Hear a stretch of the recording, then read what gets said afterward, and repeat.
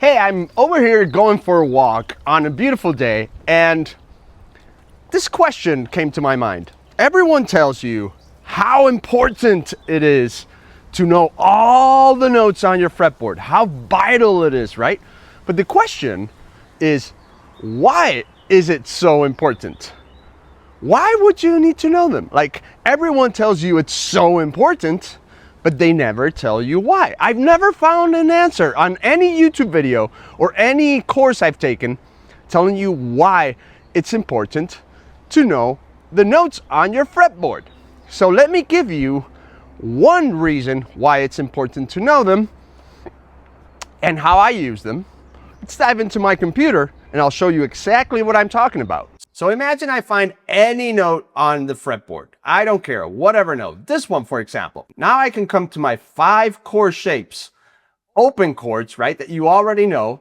And with that little note, I can play that chord in this position of the neck. So look at these open chords you already know.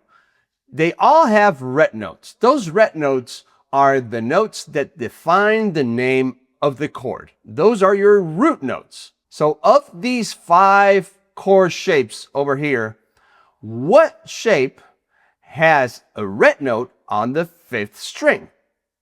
The A shape has a ret note on the 5th string, and the C shape. So now I can play this chord with an A shape, for example. I'm just going to copy this over here, and I'll be playing that chord. Boom! This is one way to play this chord with that note. But I can also use a C shape. So I'm just going to copy this over here, and I'll be playing that chord. Voila! Now I have another way to play this chord over here. If you don't understand the concept of moving chord shapes across the fretboard, I'll talk about this a bit later in the video. But first, let's discover how to know all the notes on your fretboard. So just by knowing the notes on your 5th string, you'll be able to know all the notes on your fretboard instantly. I like to use the 5th string because it starts in A. I like simple stuff. I'm not the smartest guy out there, so I need simple stuff.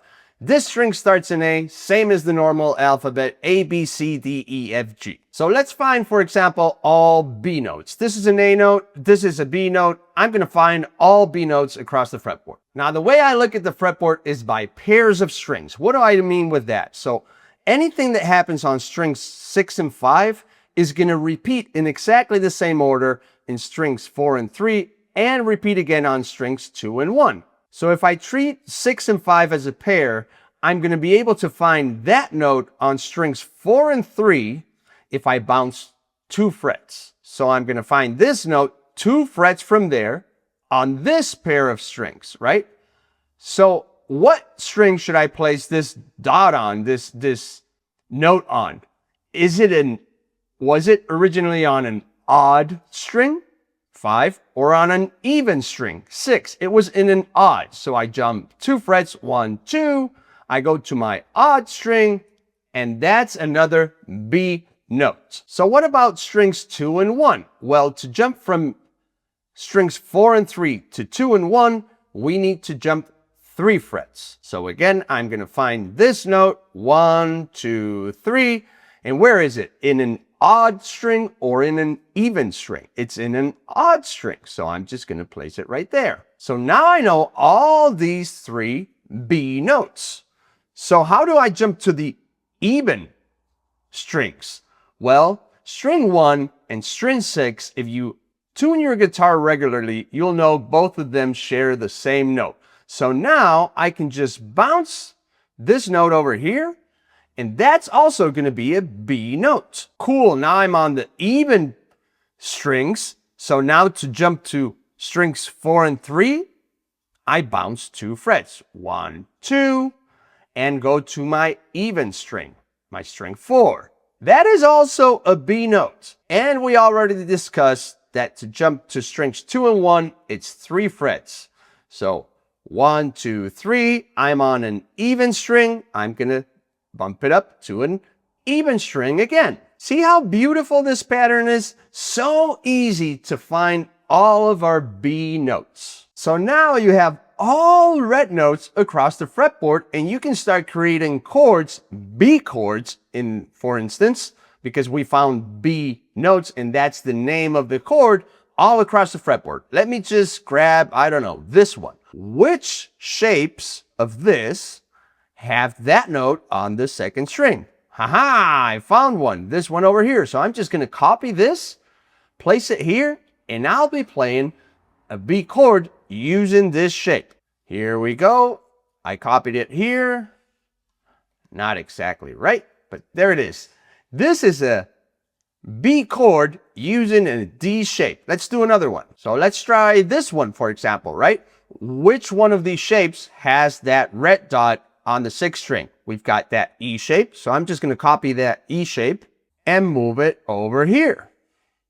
See if I can get it right. There we go. So that's a B chord using an E shape. But what other shape has a red note on the sixth string? Your G shape, right? So I'm just going to copy this shape, place it over here, and I'll have another way to play B. Here we go. Right there is another way to play a B chord. So let's talk about moving chord shapes across the fretboard if you still don't understand that concept. Let's start with this A shape. Remember, A is the first letter in your alphabet, so it's really easy to understand with A. Here you have your open A chord shape. These are the 3 strings you're fretting. These are the 2 strings left open. But why, if I start moving this across the fretboard, why does it become other chords? Let's focus on this red note for a second. What happens to this note, an A note, if I move it 2 frets up the fretboard? It becomes another note, right? It actually becomes a B note. Well, if this note becomes another note, this chord shape, if I move all the notes that create A over here, what's that going to become? Another chord. Exactly. One note becomes another note. One chord becomes another chord. As long as you move all the notes that created this chord shape across the fretboard in unison and you leave nothing behind, it's going to become another chord. And here's where bar chords become so important, because these 2 notes that were left open in an A shape, you still have to fret. And this over here becomes your bar. This is the difference between a bar chord, bar meaning your index is making these 2 notes follow the chord shape, right? Bar, chord, open, chord. That's the difference between a bar chord and an open chord. Open chords have strings left open. Bar chords, those strings that were left open, have to be barred to follow the chord shape. And you can move any one of these chord shapes across the fretboard. Some are easier than others. But for example, let's take this shape and start moving it across the fretboard. See what happens. Here you have E in open position, right? If I move it 1 fret higher in pitch and I follow the alphabet, A, B, C, D, what's the next letter? F. So I'm just going to move all the notes together 1 fret higher, so it becomes an F chord. Isn't that your normal way of playing F? Maybe you can see it better like this. These 3 notes are the ones that were left open, and that's what we're going to bar when moving an E chord shape. See, this is your bar. This is your chord shape. Your bar is making these open strings follow the chord shape so that everything moves in unison. One note becomes another note. One chord shape becomes another chord.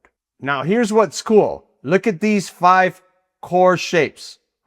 What do they spell? C, A, G, E, D. Caged.